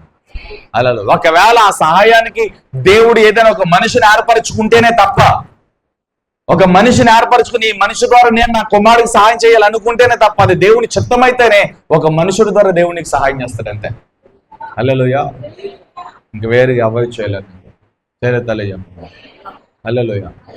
చాలా మంది చల్లారిపోయిన వాళ్ళు ఉంటారండి సంఘంలో. చల్లారిపోయిన వాళ్ళు ఏదో పైకలా ఉంటారు, కానీ చల్లారిపోయిన వాళ్ళు, నామకార్థంగా ఉన్న వాళ్ళు ఎక్కువ మంది ఉంటారండి. అలాంటి వాళ్ళకి విముఖులుగా ఉన్నాను. నేను చాలా స్పష్టంగా చెప్తున్నా, ప్రార్థనా పరులతో మన సహవాసం ఉండాలి. ఎంతసేపు దేవుని గురించే మాట్లాడతారు చూసావా, వారితో సహవాసం చేయండి. సంఘంలో కూడా చెప్తాను నేను, ఉప్పర సోది వేసుకున్న వాళ్ళతో మాట్లాడొద్దండి. అలాంటి వాళ్ళు పక్కన పెట్టేయండి. వాళ్ళకి ఎంత చెప్పినా మారిపోతే ఏం చేస్తాను చెప్పండి. హల్లెలూయా. ఉప్పర సోది వేసేవాళ్ళు, దేవుని గురించి డిస్కషన్ చేసే వాళ్ళ దగ్గర కూర్చోడు. కొన్ని కొత్త విషయాలు తెలిస్తే ఆత్మలీల భారం కలిగి భారంగా ప్రార్థన చేసే వాళ్ళు పక్కన కూర్చోండి. అయ్యో వాళ్ళు కన్నీటితో ప్రార్థన చేస్తాను, నేను కూడా చేయాలని ఆలోచన కలుగుతూ ఉంటది. హల్లెలూయా.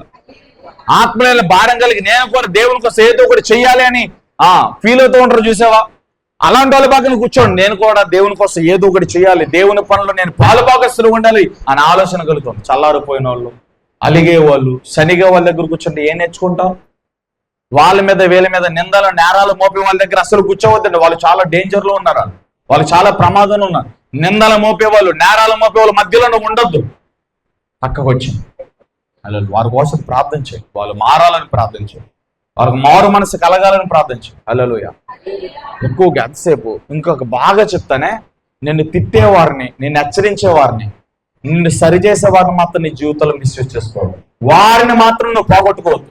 నిజంగా చెప్పాలంటే నిన్ను గద్దించే వాళ్ళు ఉన్నారు చూసావా, నేను ఎప్పటికప్పుడు తిట్టి చెల్లి అక్క ఇది కరెక్ట్ కాదని చెప్పేవాళ్ళు ఉన్నారు చూసావా, వాళ్ళు గద్దింపు నీకు చాలా ఆశీర్వాదం. వాళ్ళు చేసే గాయం నీకు ఆశీర్వాదం. నిజంగా వాళ్ళ ప్రార్థన, వాళ్ళ కన్నీరు నీకు ఆశీర్వాదం. నీ జీవితంలో ఎవరైతే నిన్ను కోపించినట్లుగా మాట్లాడుతున్నారు, గట్టిగా మాట్లాడతారు, ఇది కరెక్ట్ కాదని నేను సరిచేయడానికి ఎప్పటికప్పుడు మాట్లాడుతున్నారు, వాళ్ళని మాత్రం నీ జీవితంలో పోగొట్టుకోవద్దు. వాళ్ళు నీ బంధువులైనా, నీ ఆత్మీయ సేవకుడైనా, నీ తోటి సహోదరులైనా నువ్వు పోగొట్టుకోవద్దు. వాళ్ళని పోగొట్టుకుంటే నువ్వు చాలా నష్టంలోకి వెళ్తావు. హల్లెలూయా. అలా గద్దించేవాడు లేకపోతే, అలా సరిచేసేవాడు లేకపోతే ఇంకా మనం ముందుకు వెళ్ళిపోతాం పాపానికి. హల్లెలూయా.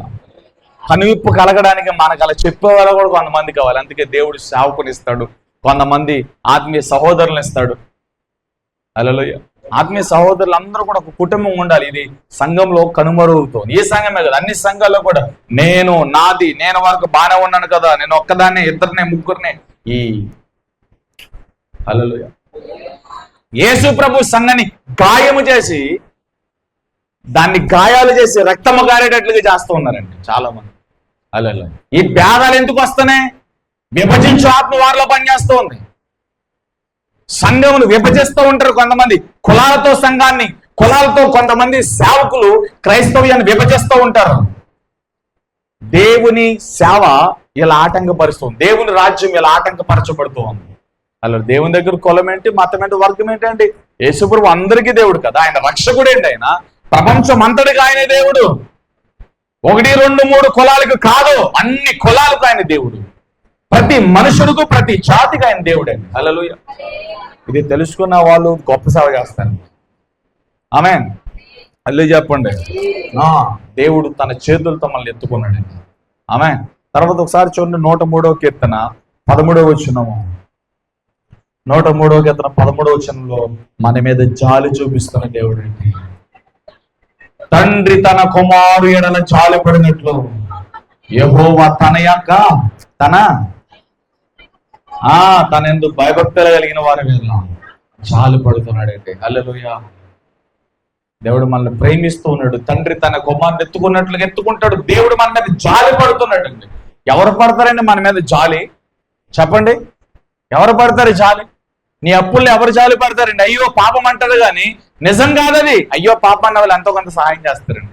అయ్యో పాపం అనేసి నోటు మాట తెలిపోతాను. ఈ లోకంలో మనుషులు చూపించేది జాలి కాదండి, స్వార్థమేనండి. హల్లెలూయా. జాలి పడేది దేవుడేనండి. నీ ఎడల నా ఎడల జాలి చూపించేది దేవుడే.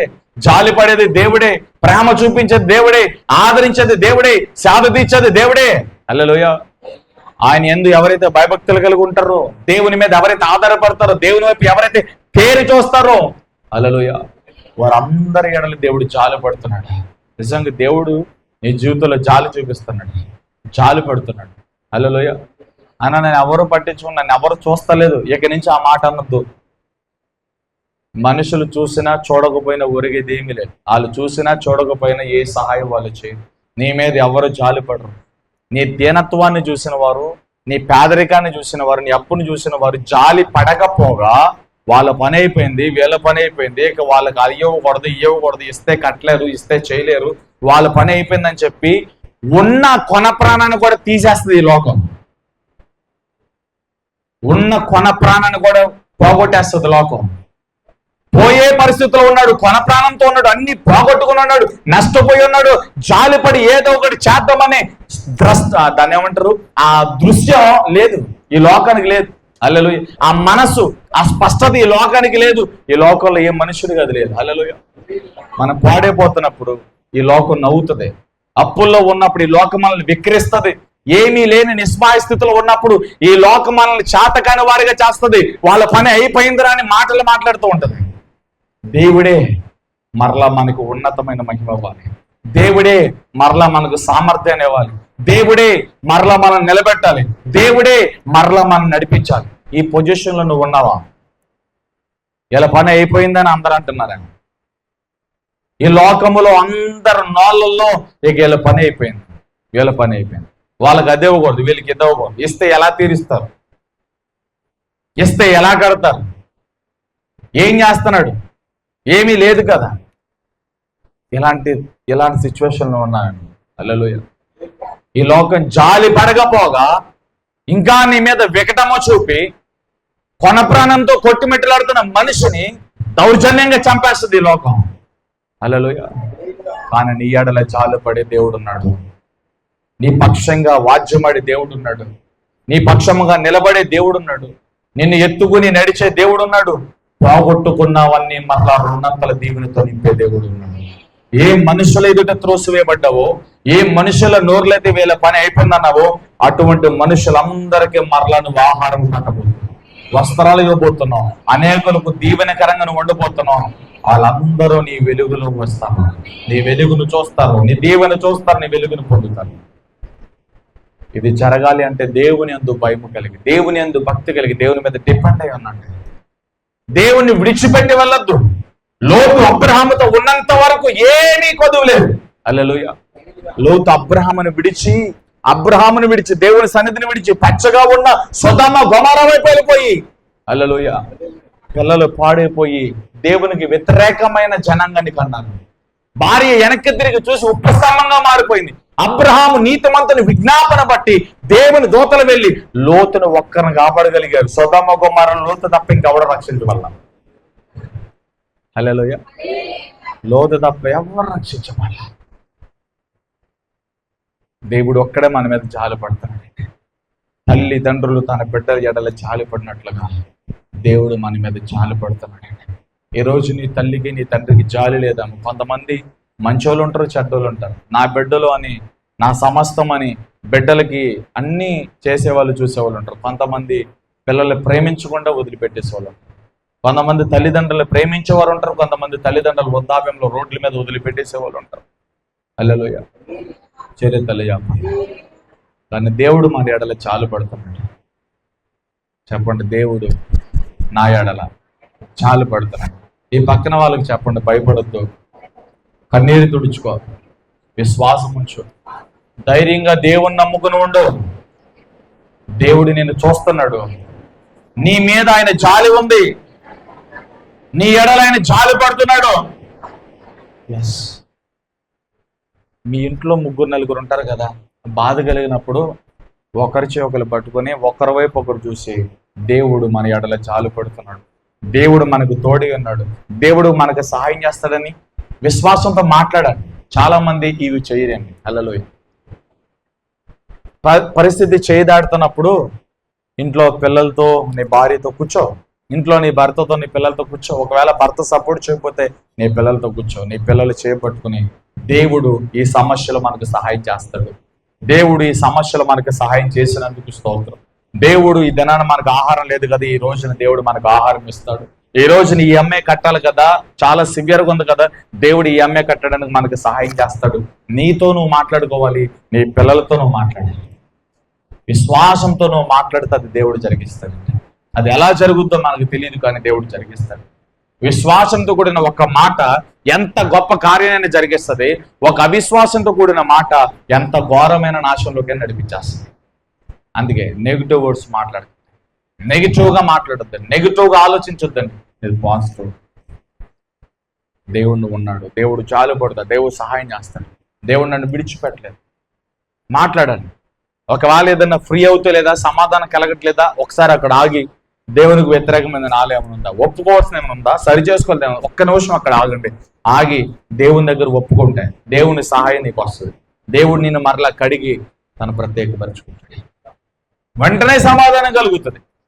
సమాధానం కలగకపోతే, ప్రేయర్లో లీడింగ్ రాకపోతే, నడిపింపు రాకపోతే మీరు విసుగుపోవద్దు. అక్కడ ఆగి దేవుని క్షమించమని అడగండి. ఒప్పుకోవాల్సిన ఏమనంటే ఒప్పుకోండి.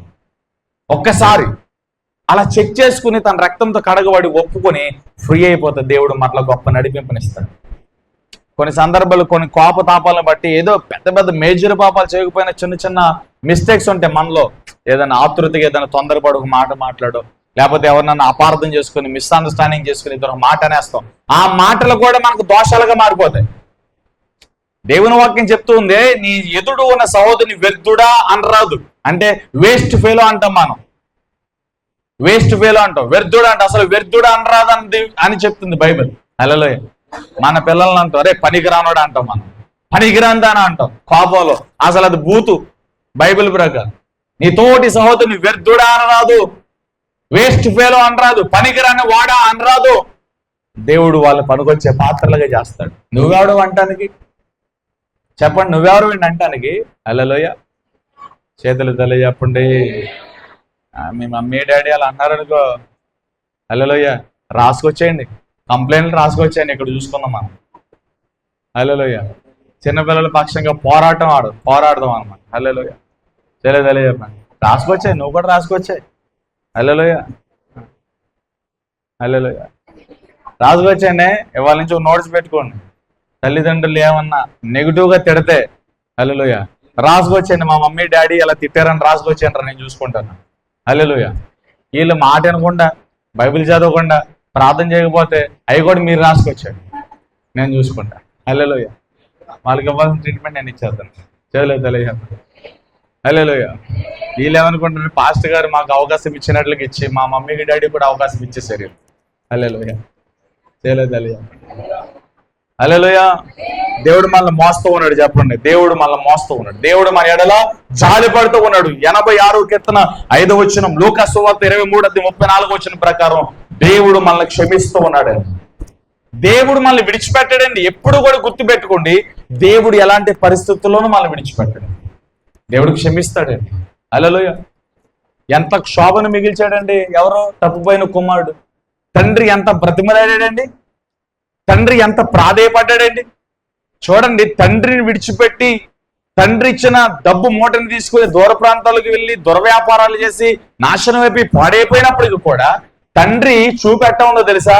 ఏ దారినైతే నా కుమారుడు వెళ్ళిపోయాడో, ఏ దారినైతే నా కుమారుడు నాశనంలోకి వెళ్ళిపోయాడో ఆ దారి గుండా మరలా వెనక్కి తిరిగి వస్తాడేమో చూస్తూ ఉన్నాడండి. ఆ రోజు రానే వచ్చిందండి. ఎస్, ఆ రోజు రానే వచ్చిందండి.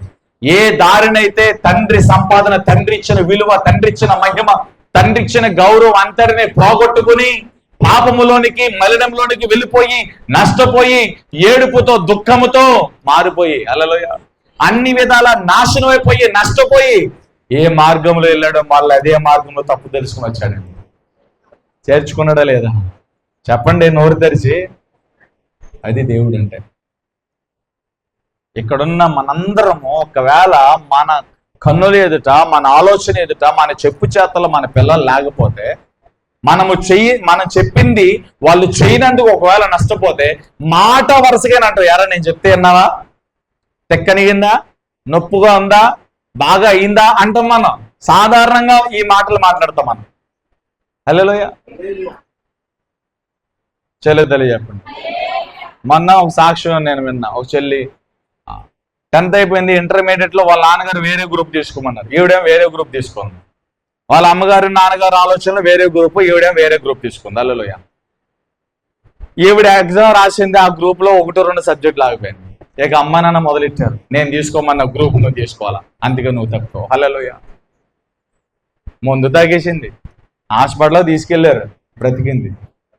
ఇలా ఉంటాయి. హల్లెలూయా. అంటే ప్రతి చిన్నదాన్ని కూడా మన పిల్లల మీద రుద్దేస్తాం. నువ్వైనా నేనైనా మనం చెప్పింది చేయకపోతే చాలా కోపం వచ్చేస్తుంది. హల్లెలూయా. నేను చెప్పింది అంతే ఇలా జరిగిందంటావు, నువ్వు చెప్పింది చేసినా అలాగే జరుగుద్ది. నువ్వు పెద్ద దేవుని మాట చెప్పామండి, నువ్వు నీ ఇష్టానే నువ్వు చెప్పింది. హల్లెలూయా. అంటే నీ ఇష్టాల్లో కూడా ఫెయిల్యూర్స్ ఉంటాయి, నా ఇష్టాల్లో ఫెయిల్యూర్స్ ఉంటాయి, మన స్వనీతిలో ఫెయిల్యూర్స్ ఉంటాయి. దేవుని నీతిలో ఫెయిల్యూర్ అనేది లేదు. దేవుని ఆలోచనలో ఫెయిల్యూర్ లేదు. ఫెయిల్యూర్కి అవకాశమే లేదు అసలు. దేవుని మీద ఆధారపడి దేవుడు చెప్పింది చేసుకుంటూ వెళ్తే అలా వెళ్తున్నప్పుడు కొన్ని శోధనలు రావచ్చు, శ్రమలు రావచ్చు, కానీ ఫెయిల్యూర్ మాత్రం రాదు. ఆమె హల్లెలూయా.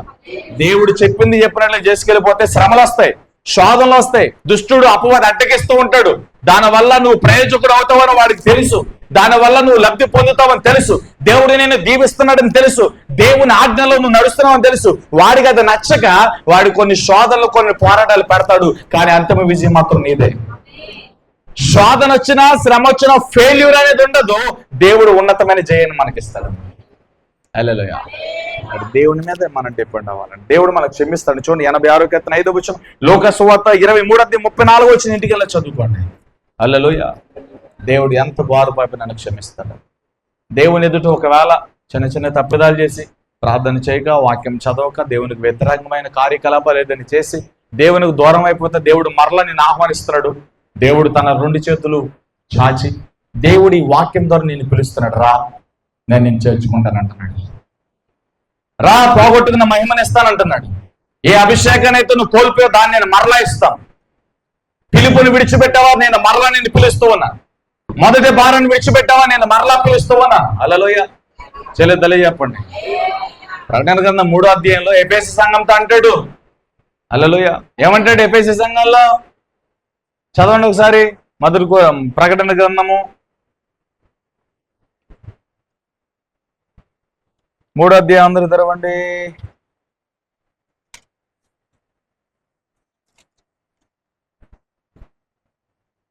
2వ అధ్యాయం. ఎఫెసులో ఉన్న సంఘపు దూతకు ఇలాగ రాయము, 7 నక్షత్రములు తన కుడి చేత పట్టుకుని 7 దీపస్తంభాల మధ్య సంచరించేవాడు చెప్పు సంగతులేమనగా, నీ క్రియలను, నీ కష్టమును, నీ సహనమును నేను ఎరుగుతును. నీవు దుష్టులను సహింపలేవనియు, అపోస్తులు కాకయే తాము అపోస్తులమని చెప్పుకుని వారిని పరీక్షించి వారి అబద్ధకులను నువ్వు కనుగొంటువనియు, నీవు సహనము కలిగి నా నామము నిమిత్తము భారము భరించి అలయలేదనియు నేను ఎరుగుతును. హల్లెలూయా. ఈ క్రియలన్నీ సూపర్గా ఉన్నాయి. దొంగ సేవకులు ఎవరో, మంచి సేవకులు ఎవరో, ఎవరు నిజమైన అపోస్తులు, ఏం నిజం కదా అపోస్తులు గుర్తెరిగింది, సహనం కలిగి ఉంది, ఓపిక కలిగి ఉంది, ఎక్సలెంట్ గా ఉన్నాయి క్రియలన్నీ. హల్లెలూయా. ఎఫెసీ సంఘం క్రియలన్నీ ఎక్సలెంట్ గా ఉన్నాయి. దేవుడు చాలా చక్కగా మాట్లాడేశాడు. కానీ అయినను ఏమంటున్నాడు అక్కడ? హల్లెలూయా. చూడండి, భారము భరించి అలయలేదని నేను ఎరుగుతున్నా. అయినను మొదట నీకుండిన ప్రేమను నీ వదులుతివి, నేను నీ మీద తప్పు ఒకటే మోపవలసి ఉన్నది. నీవు ఏ స్థితిలో నుండి పడతావో అది జ్ఞాపకం చేసుకుని మారు మనసు పొంది ఆ మొదటి క్రియలు చేయము. హల్లెలూయా. అట్లా నువ్వు చేసి మారు మనసు పొందితే సరే, లేకపోతే నేను వచ్చి నీ మీద ఉన్న దీపస్తంభాన్ని తీసేస్తాను. మన క్రియలన్నీ దేవుడు ఎరుగున్నాడు. ఏదైనా దేవునికి వ్యతిరేకమైన మన జీవితంలో ఉంటాయి, వాటిని ఒప్పుకొని విడిచిపెట్టి దేవుడి తట్టు తిరిగితే దేవుడు మన కృపనిస్తాడు. పోగొట్టుకున్నవన్నీ దేవుడు ఇస్తాడండి, దేవుడు సహాయం చేస్తాడండి. హల్లెలూయా. చలో తెలియజెప్పండి. 94వ కీర్తన 17వ వచనం, యెహోవా నాకు సహాయము చేసి ఉన్నాడు.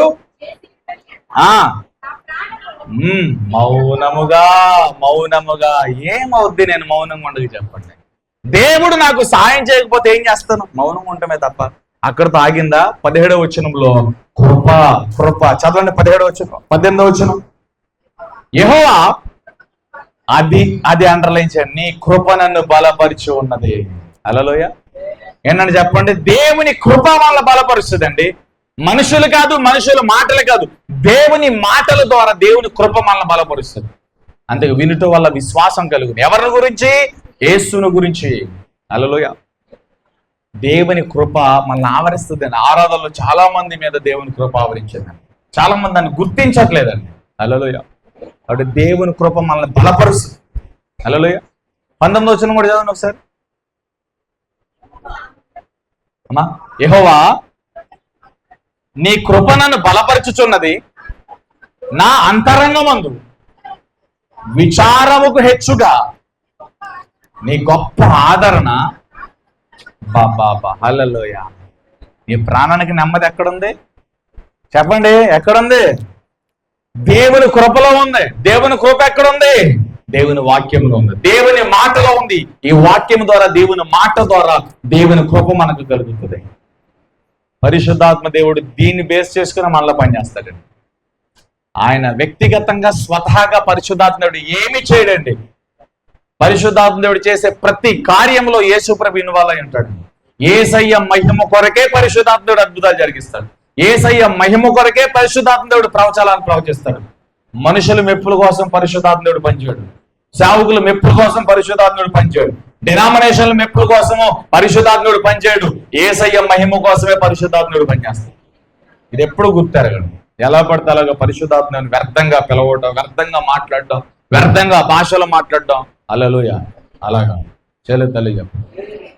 ఎక్కువగా ప్రార్థన చేస్తే, దేవుని వాక్యం బాగా చదివితే అభిషేకం ఇంప్రూవ్ అవుతుంది. నీ అభిషేకం పాళ్ళు పెరగాలి అంటే, నీ తలాంతలు ఇంకా పెరగాలి అంటే బాగా వాక్యం చదవాలి. వాక్యంతో కనెక్ట్ అయ్యి ప్రార్థన బాగా చేస్తే ఆటోమేటిక్ నీ తలంతులు పెరుగుతాయి, నీ అభిషేకం ఇంప్రూవ్ అవుతుంది. హల్లెలూయా. చేయలేదు తల్లి చెప్పండి. మనం సైకిల్ దొక్కుతాం కదా, సైకిల్ ఎంతమందికి వచ్చు? మీరు దొక్కలేదా మీ చిన్నప్పుడు? మరి చెప్తారండి. ఇప్పుడు దొక్కుతారా అలాగా?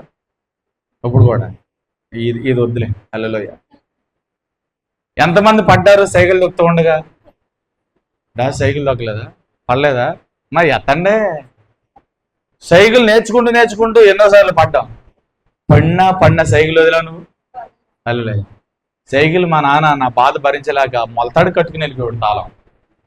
సైకిల్ ఉంటే బతకనిచ్చేవాను కదా. హల్లెలూయా. హీరో మిస్టేక్ బండి ఉంటే దాన్ని కూడా మొలతాడు కట్టుకుని వెళ్ళిపోయాడండి. నా టెక్నిక్ నాకు ఉండేవి. ఆయన మొలతాడు కట్టుకు వెళ్ళిపోయినా నేను ఉంచేవాడినా? హల్లెలూయా. వేసుకెళ్ళి దేనికి దానికి గుర్తు వచ్చేవాడిని. నా కాలికి పంచర్లు. హల్లెలూయా.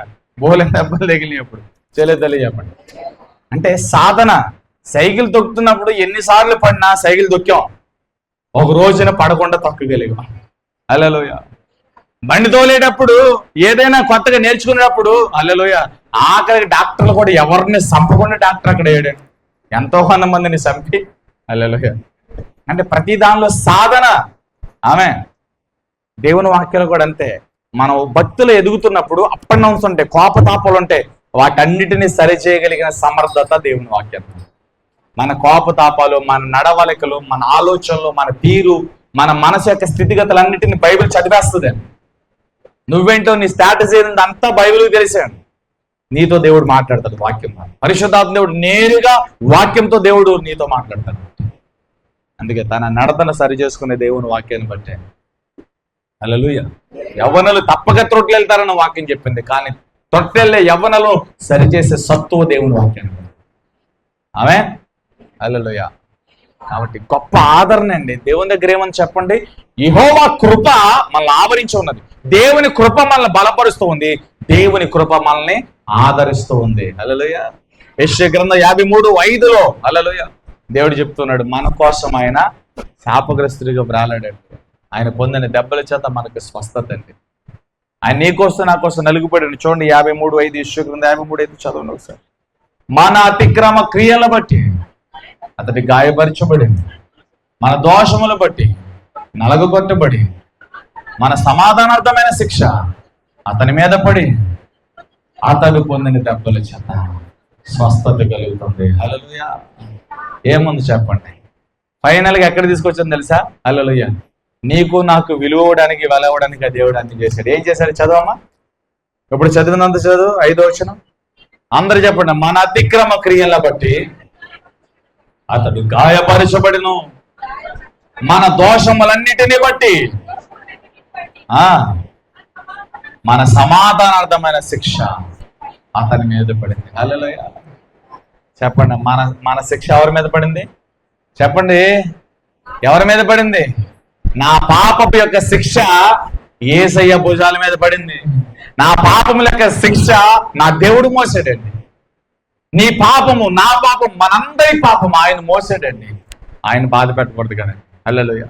ఎంత బాధ పెడతాడండి తండ్రి. మనకి రెక్కలు ముక్కలు చేసుకుని పొద్దు నుంచి సాయంత్రం దగ్గర కష్టపడి ఒక 1000 రూపాయలు 500 తీసుకొచ్చి మనకి కావాల్సినవన్నీ కూడా ఇస్తే, అన్నీ తెచ్చిన తర్వాత నీకు స్నాక్స్ తెచ్చి, రైస్ తెచ్చి, కూరగాయలు తెచ్చి, నీ ఫీజులు కట్టి, బ్యాగులు కొని, పెన్సిల్ కొని, బట్టలు కొని, మెడికల్ పరంగా అన్ని ఎక్స్పెండిచర్ అన్ని ఇచ్చి అంత చేస్తే నువ్వు నాకు ఏమి ఇచ్చావంటే తండ్రి హృదయం పగులుతా పగలదు చెప్పరేంటండి? ఎంత బాధ అండి. నీ మీద ఏగవాళ్ళు కూడా అంత జాగ్రత్తగా నీ తల్లిదండ్రులు చూసుకుంటే ఏమి ఇచ్చావు, నాకేం చేయలా అని అంటే తల్లిదండ్రులు ఎంత క్షోభకు గురవుతారు. దేవుడు కూడా ఆ క్షోభ ఉంటుందండి. దేవుడు కూడా దుఃఖపడతాడండి. దేవుడు కూడా బాధపడతాడండి. అందుకని దేవుణ్ణి దయచేసి బాధపడదు. దేవా నాకేం చేసావు, ఏమి ఇచ్చావు అని అనొద్దు. హల్లెలూయా. మట్టి కొమ్మరు వాడిని ప్రశ్నించదు. మనం దేవుని ప్రశ్నించడానికి ఏ పాటు వారండి. హల్లెలూయా. కాబట్టి మనందరం కూడా దేవుని వైపు తిరుగుతాం. మీ పరిశుద్ధ గ్రంథాలను పక్కన పెట్టి లేచి నిలబడి దేవుని తట్టు తిరిగి దేవుని దగ్గర సారీ చెప్తాం. ప్రభా సారీ